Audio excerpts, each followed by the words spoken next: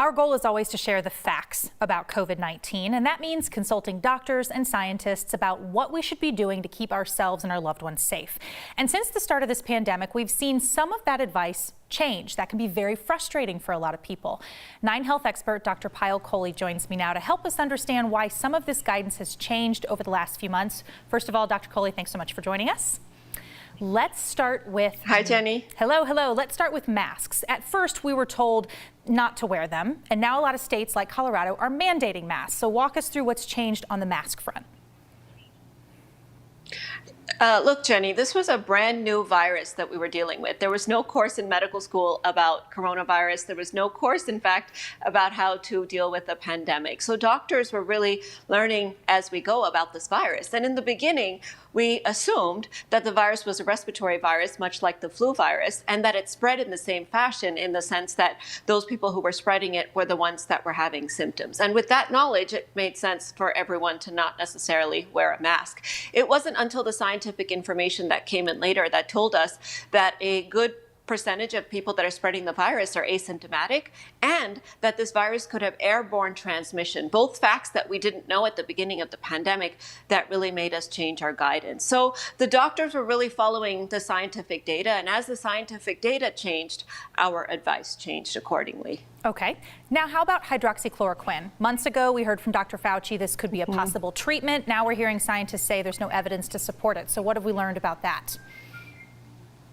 Yeah, that's another good example of how the science changes. So let's talk about this. Doctors, as you know, really worship at the altar of evidence-based medicine, and we practice all of our guidelines based on what the evidence shows. So initially, we were very interested in this as a potential treatment because it worked very well in the lab using cells and cell culture models. There was also a small study from China that told us that it could have potential as a treatment in humans, but there was, of course, a lot of biases with that study. It was very small and it was unblinded, so it may have been subjected to bias. So preliminary data seemed to suggest benefit, which is why the FDA issued emergency use authorization for this medication. After that happened, it started going into larger clinical trials. Really more robust evidence came in from these randomized trials, which are the best type of evidence. And then we started to see that it has no efficacy in preventing or treating coronavirus, and it may instead have harm. So because of that, the FDA then backtracked, removed the emergency use authorization, and that's why the doctors are now discouraging its use. So really, as the science kind of started to flow in and the information came in, that's what informed our stance. Sure. Okay. And then the final one I have for you is, in the beginning, we get a lot of questions about COVID-19, and we're focusing on this, but maybe not paying as much attention or any attention to flu deaths. Early on, CDC said the flu could be worse than COVID-19. Now we rarely talk about the flu. So help us make sense of COVID-19 and flu in that conversation. Yeah, another great question. In fact, I myself had said back in February that the flu is a bigger deal. And the reason was because back then it was. Americans were dying from the flu. COVID-19 wasn't here. It was in China and it was in Europe. And we weren't dying from COVID-19. But since then, it got on a plane. It came to the United States. We started having community spread.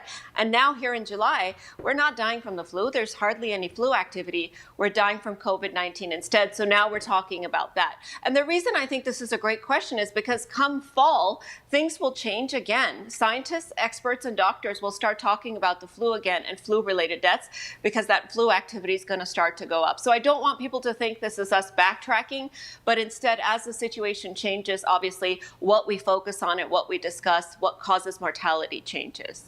All right. Dr. Payal Kohli helping us walk through some of the shifting guidance as we've learned more, right? Because the whole thing here is we're just learning as we all kind of work through this pandemic. So thank you for joining us today, and we'll be right back.